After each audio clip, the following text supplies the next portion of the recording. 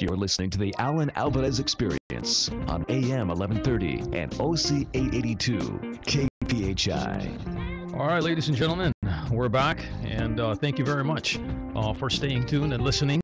And thank you very much to Steph Music and Attorney Roda Yabes Alvarez and our upcoming segment here called the Conscience Corner, mga kababayan. So let's begin.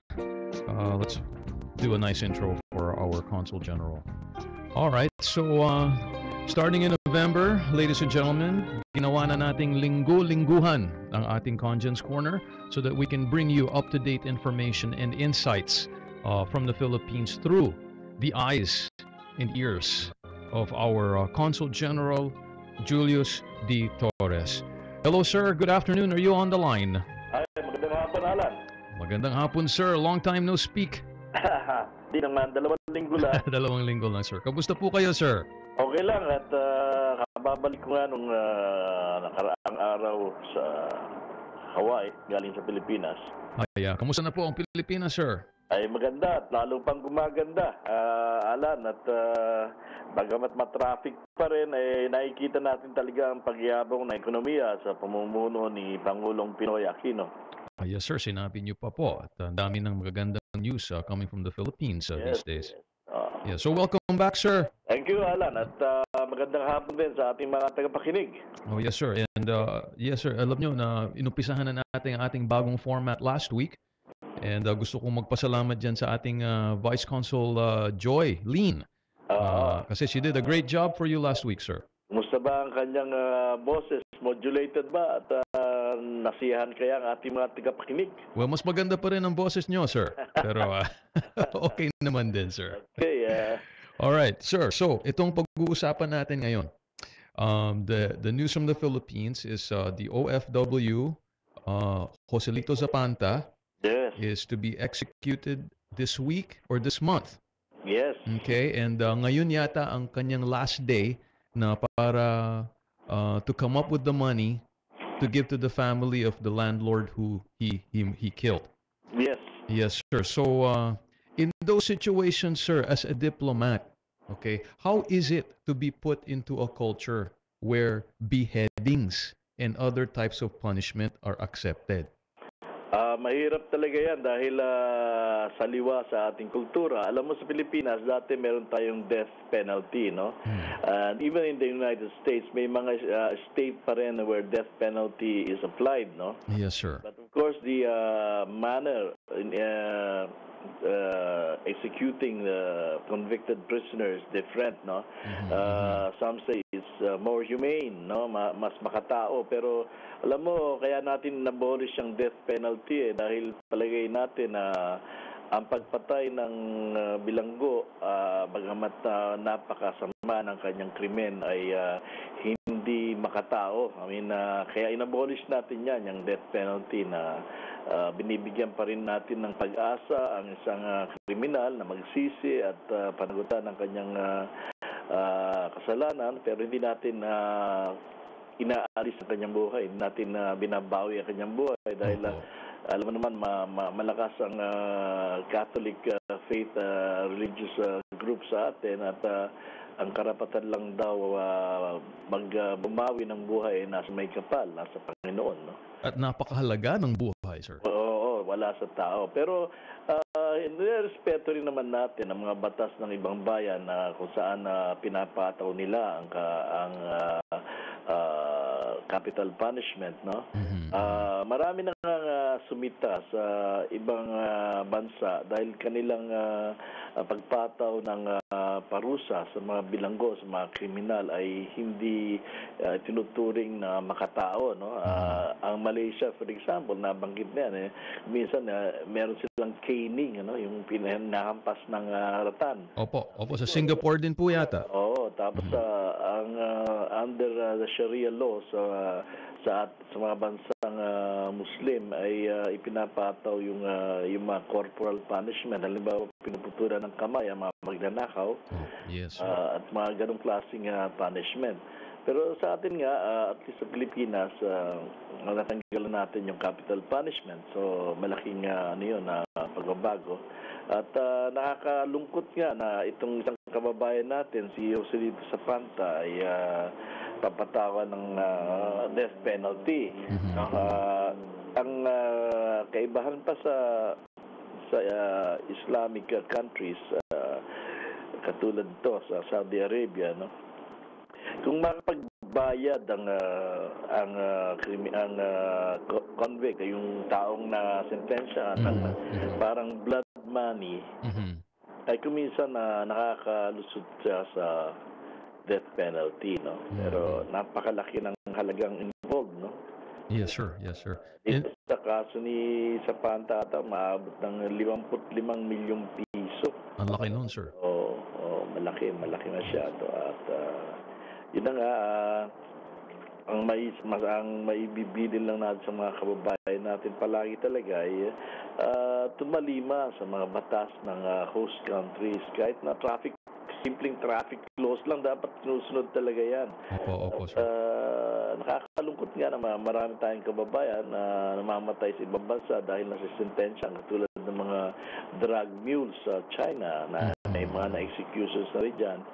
Tsaka lalo na sa Middle East na napakarami kasi ng manggagawa natin doon. Kung minsan sila nagkakaroon ng gulo at minsan may namamatay. Meron din nasisentensyahan ng kamatayan din. Yung nakapatay ng kapwa, kahit kapwa Pilipino, nasisentensyahan din ng pagputol ng ulo nga. Yes, sir. Yes, sir. Pero sir, in this situation kasi, ang istorya nitong si Joselito ay parang self-defense or parang pinoprotect yung sarili niya, which is what happened resulting into the killing. Oo nga. What do you think, sir, about OFWs, having to commit crimes in order to protect their well-being while they're abroad? Yun na nga, totoo yan. Marami na, hindi lang yung kaso ni Joselito ang naging ganyan, no? Opo. Yung isang OFW sa Saudi rin ata yun na sinosodomize ng kanyang ng isang I think worker from, I don't know if it's Bangladesh or one of the South Asian countries. Yes, sir. Yes, sir. Sa galit niya ay napatay niya yung dayuhang manggagawa na yun at siya ay nasentensyahan din. Right, sir. Yes, sir. Ganyan nga yung nakakalungkot, no? But it's a fact of life that we should not take the law into our own hands, no? Kung self-defense, pwede sanang ilaban ng husto yun talaga, no? Pero ewan ko kung anong nangyari sa kasong yan na sa pasuguan naman natin sa Saudi Arabia, pinrovide naman nila ng isang magaling na abogado, yung si Joselito, pero ewan ko kung anong nasentensyahan pa rin. At yun nga ang nangyari. At makikita mo naman ang pagkalinga ng ating pamahalaan, no? Pinadala pa si Vice President Jejomar Binay sa Saudi Arabia upang kausapin ang hari ng Saudi Arabia, si King Abdullah. Yes, sir. Yes, sir. At naipaabot sa kanya ang concern ng mga Pilipino at ang pamahalaang Pilipinas ito nga sa pagbitay o pagputol ng ulo kay Joselito Zapanta. Sir, alam ko galing kayo sa Jordan. Ito bang klaseng pugutan at saka ganitong klaseng parusa ay ginagamit din doon, sir? Salamat naman at ng panahon ko ay walang nangyaring ganyan. Bagamat yun ay kasama rin sa kanilang batas. Pero sa kahabaan ng naalala ko, hindi na i-apply yan sa sinumang Pilipino sa Jordan. Mas makabago kasi ang pamumuno sa Jordan. They have a very Western-oriented government. King and government. Oh, I see. Ang hari nila si King Abdullah II, kapangalan ng hari ng Saudi Arabia. Pero si King Abdullah II ay nag-aaral sa UK, sa United Kingdom at sa Estados Unidos bago siya naging hari. Kaya medyo yung pananaw niya sa mga kaganapan sa daigdig, yung perspektiba niya sa pamumuhay at sa buhay-buhay ng tao ay parang Western-oriented. At umari nga ay huwag ipataw nga yung pinakamataas na kaparusahan sa isang kriminal. No? Yes, sir. Yes, sir. Sir, ano sa tingin nyo ang magagawa ng ating mga embassies at consulates para ma-minimize or mabawasan ito mga nangyayaring ganito, sir? Unang-una, yung kung nangyari na yung kaso, yung krimen, ano, Mhm. kasama sa aming assistance to nationals, ang pagtulong sa mga akusado sa pamamagitan ng pagbibigay ng legal assistance, no. Naghahanap tayo ng abogado upang matulungan ang ating kababayan, no. Mhm, Ang mhm. kabutihang palad, tayo mga nasa Estados Unidos, merong talagang institusyon ang bansang ito at iba't ibang states na bumubuo ng United States na i-provide ang isang akusado ng free legal representation, no? Mhm. Yes, sir. Yes, So sir. kung kailangan din lang ng kumuha ng isang private, tutulungan din natin sila, no? Mhm. Pero siyempre, alam batid natin lahat na ang pondo ng pamahalaang Pilipinas ay limitado. Kaya kung sa mga lugar na napakataas ng presyo ng abogado, nahihirapan tayo. Bagamat ginagawa natin lahat ng ating magagawa at meron ngang ina-allocate ang ating Kongreso at ang aming pamahalaan na tinatawag na Legal Assistance Fund, no? Ito ay para matulungan ang ating mga manggagawa na nasa labas o di lang manggagawa, di mga mamamayan ng Pilipinas sa labas ng bansa na makakuha ng karapatang legal representation, no? Pero bago doon, malaki rin ang nagagawa ng pagkakaroon ng mga worker briefings, no? Mhm, Bago mhm. umalis ang mga OFWs na sa Pilipinas, nagkakaroon sila ng orientation, ng briefing, Mhm. at ang ideal nga dyan, pagdating nila sa bansa na kanilang pagtatrabahuhan, lalo sa Middle East, nagkakaroon pa sila ng panibagong briefing, no? Mhm. Yan ay dapat nagagawa ng lahat ng mga pasuguan natin at konsulado sa ibang bansa, no? Mhm. Pero yun na nga, kung i-imaginin mo yung 2 million workers natin sa Middle East, nearly 2 million sa iba't ibang bansa sa Middle East, no? Minsan hindi rin sapat ang panahon at ang logistics para gawin iyon, no? Yes, Pero sir. kalakip na yon sa ating programang pang OFW na nagkakaroon sila ng orientation at briefing bago umalis. Para maging alam nila kung anong mangyayari Oo, lalo during their na sa stay. kultura ng ibang bansa, lalo na sa Middle East, iba ang kultura nila. Ay kailangan talaga yan. Sa aking karanasan sa Jordan, no, Mhm. talagang kailangan ng briefing dahil ultimo yung pagkain, alam kakaiba doon eh. Opo, Alam sir. mo naman mga Pilipino sanay sa kanin na kumari lang 3 beses sa araw, no? Tsaka baboy, sir. We love baboy. Hindi, okay lang yung baboy kaya natin tiisin yun. Yes, Pero sir. yung kanin, kalakip sa ating dieta, sa ating diet, araw-araw yun. Mhm. Sa Middle East, sa Jordan, for example, yung kanin siguro mga 2 beses lang o 3 beses isang linggo eh. Oh, really? No? Mhm. Kaya kung minsan may mga dumadaing na manggagawa na hindi raw sila pinapakain, no, ng kanilang mga employers. Mhm, mhm. Pag iniimbestigahan naman namin, ibig sabihin pala hindi pinapakain ng kanin. Kaya siyempre sa mga unang araw, kumakalaman sikmura nila dahil ang kinakain nila yung unleavened bread Right, or right, sir. corn or ano, naghahanap sila ng kanin para sa kanila yung salad, tsaka yung tinapay, hindi pagkain. Bitin yun, sir. Bitin. Bitin, oo. Pero ganun nga, yun ang mga kaibahan sa kultura Yes, na sir. hindi natin maiiwasan dahil marami nga tayong manggagawang lumalabas ng bansa. Pero yun nga, matutulungan kung sila ay nagkakaroon ng orientation bago umalis sa bansa. Mhm. Para malaman nila ang kostumbre at ang katulad ng kultura ng bansang kanilang pupuntahan. Sir, itong binabanggit yung tulong ng gobyerno ng Pilipinas. Ito ba ay para sa mga OFW lang or is this open also to maybe immigrants? Hanggat hindi pa sila nakakuha ng citizenship sa labas ng bansa, sa ibang bansa, Hmm. ay kasama pa rin sila dyan sa kategorya na tinutulungan ng ating pamahalaan, no? Wow. yung isang pillar ng ating foreign policy ay ang tulungan ang ating mga mamamayan na nasa labas ng bansa.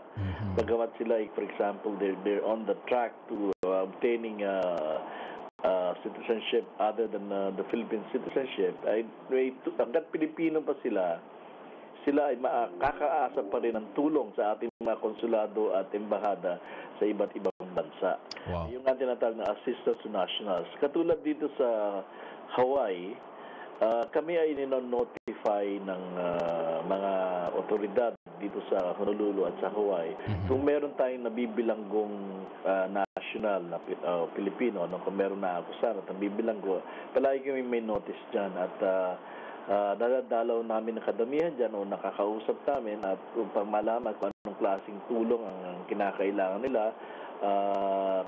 Kung kaya naman yung tulong na hinihingi nila ay naibibigay naman namin. Kahit na mga sila ay nasa piitan na, nadadalaw pa rin namin. Meron kaming regular visits dyan para alam namin kung gaano kadami ang Pilipinong nasa loob ng mga piitan sa isang lugar. At bukod doon, kung minsan nabibigyan namin sila ng mga maliliit na tulong like toiletries, ganyan. Kung minsan, dito naman kasi walang problema in communication with their families. No? So, ang problema yan. So, hindi natin pinoproblema yan dito sa Hawaii, sa Estados Unidos. Pero sa ibang lugar, importante rin yun na tuloy-tuloy ang komunikasyon nila. Hindi napuputol ng tuluyan ang komunikasyon nila sa kanilang mga pamilya at mahal sa buhay sa Pilipinas o sa iba man lugar. Yes, sir. So itong legal assistance, that's a consular service? Oo. Kasama yan okay. ang tawag namin dyan, assistance to nationals. Assistance to nationals. Okay. ATN ang tawag. Ang katulad dito sa konsulado, meron kaming designated assistance to nationals officer. Aside from, of course, our consuls and myself. No? Yes, sir. So, malaking tulong po yan kung magagawa natin sa mga kababayan natin yan, sir. Oo, totoo yan. Lalo na nga sa lugar na maraming OFWs sa Middle East, for example. No? Talagang malalaki ang staff natin doon. Marami ang mga nasa embahada at konsulado dahil ang dami nilang kailangan tulungan. No? Imagine mo na lang sa Saudi Arabia, for example. Yes, sir. Baka maabot na sa 1.2 milyon ang manggagawa natin sa bansang yun. No? Wow. So that's the size of one medium country. Yes, sir. At sa buong Middle East nga, ang tinataya nating bilang na ating mga manggagawa ay halos 2 milyon sa buong Middle East. Wow. Oo. So, halimbawa, sir, kung dito sa Hawaii, for example, na may namatay na citizen pa ng Pilipinas at hindi siya makauwi para mailibing. Talagang hindi makakauwi na. Ay, hindi na. Talaga hindi na makakauwi, sir. Talagang yung bangkay. Yes, yung bangkay. Kasama yan sa aming pagtulong. Oh, really? Kung siya ay kasapi sa OWA, merong pinoprovide ang Overseas Workers Welfare Administration na pantusto sa pag-uwi ng kanyang mga labi, no? Wow. Kaya nga hinihikayat namin yung ating mga manggagawa, lalo na sa American Samoa at sa French Polynesia, na maging kasapi ng OWA. At dito sa mga andito ngayon, kung gusto rin nila, pwede rin silang mag-member ng OWA, no? Kung kung hindi sila kasapi ng OWA, ay napipilitan tayo maghanap ng pangtutusto sa pag-uwi ng kanyang mga labi, either through private donations or other forms of, pero walang kasing naka-allocate na pondo para sa mga non-members ng OWA. So ang ginagawa ng konsulado dyan, naghahanap ng mga pagkukunan, usually community yan, tulong-tulong sa kabaitan na rin ating mga community organizations, community leaders. Nakakalikom tayo ng perang pang-uwi ng labi. O kaya kahit na hindi pa namamatay kung kailangan ng tulong naman ang isang Pilipino, halimbawa may sakit na malubha, nahahanapan natin yan ng paraan na makauwi. Meron din mga kumisan nakapalapit tayo sa mga politiko na medyo lamang sa buhay, may kaya sa buhay, at sila ay tumutulong din. No? That's great to know, sir. Hindi ko alam yun. At it's nice to sana know. naman hindi ka mangailangan ng ganong klase. Oh, no, no, sir. Hindi naman sana. But anyway, thank you, Consul General, para sa inyong paliwanag itong mga yung mga issue dito sa Saudi at ang ating importante mga consular services. Ay, salamat Yes, din, sir. Alan. So, anong nangyayari ngayon, sir? What's happening now the next few weeks for the Philippine Consulate malapit General? na ang ating event of the year, ang Parol Festival. Magiging maganda yan, sir. Dito na sa Hawaii, ang ating mga parol, ang kalahating ng shipment Yeah. ay nasa loob na ng konsulado. Mga crates dito, meron na kaming 4 na malalaking crates dito. Yep, nakita ko kagabi. Dumating din ang 6 na crates at i-clear na lang sa customs at quarantine ay may lalabas natin siguro ngayong linggo o at the latest next week. Dahil nga yung ibang parol ay gawa sa kapis, nagkaroon na ata ng problema dahil shell yung kapis eh. Yes, sir. Baka endangered species or quarantine. Pero ito bago dinala sa Hawaii na isprayan nato ng so that yung quarantine regulations have been fulfilled. I don't know yung concern na lang ata whether they are endangered species. So double check lang ang customs at quarantine dito sa Hawaii bago i-release yung shipment. It looks like magiging maganda ang ating handaan dyan, sir, sa November 30. Ngayong hapon, dumalaw dito ang representative ng San Miguel Beer at inulit ang kanilang pagnanais na maging isang major sponsor ng event na ito. At siguro makakatikim naman tayo ng masarap na San Miguel Beer. Yes, sir. Sana naman. Marami dyan para yung gabing yan. And okay, sir. So that's November 30? November 30 Yes, sir. at the Philippine Consulate in Pali Highway. Alas 6 po ang simula ng programa at nasigurado na rin namin na darating si Mayor Oscar Rodriguez ng San Fernando, Pampanga. Ayan. At siya ang ating magiging special guest of honor. Silang dalawa, hopefully, makakarating din si Governor Neil Abercrombie at silang dalawa magbubukas ng ilaw ng mga parol na i-display natin dito sa konsulado. That's gonna be great. So lahat ng ating mga kapampangan dyan, punta po kayo sa November 30. Mga kabalin. Yes, ating kabalin. Yes, sir. And also you have another event coming before that, sir. Yes, there will be the symposium on the Bangsamoro issues, November 19, if I'm not mistaken, or 17. Okay, so the public is also invited for that? 17. Alas 4 hanggang alas 6.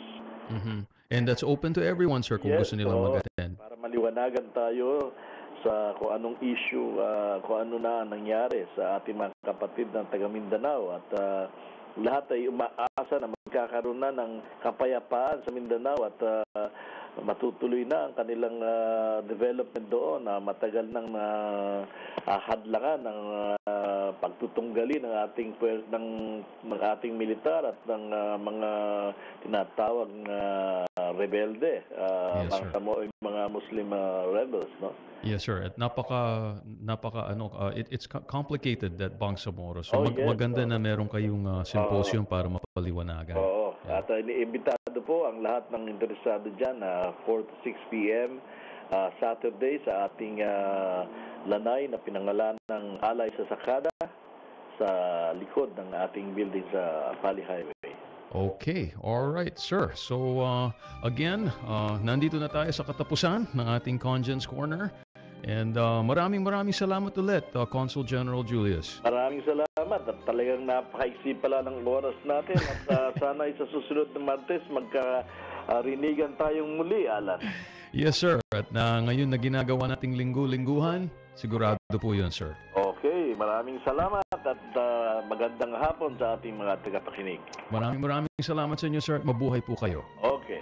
Thank you, sir. All right. And that is Consul General Julius Torres of the Philippine Consulate General of Hawaii giving us the latest update and his insight into the latest events and news coming from the Philippines. So maraming salamat mga kababayan. So important dates to remember, November 17th, that's the Bangsamoro Symposium, dyan po sa ating konsulado. And also November 30 is the lighting, the lighting of the Parol Festival. That is the Philippine Lantern Festival, the first one, mga kababayan. So kung wala kayong ginagawa, punta po kayo. That's November 30. That's a Friday. And siguradong mag-i-enjoy kayo doon. Magandang handaan yun. And it is a very significant and hopefully it'll become a very important one for Hawaii Filipinos. Kasi ito pong panguna at sana maituloy-tuloy natin year after year. So this is Alan Alvarez saying goodbye. Oh, bago ako umalis, mabuhay ang mga Mocha Boys natin dyan sa Philippine Consulate.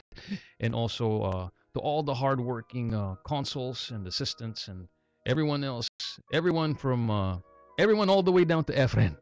Mabuhay po kayo. And I would like to invite you again next week. Stay tuned here on the Alan Alvarez Experience. And we'll have another local artist and then Attorney Roda.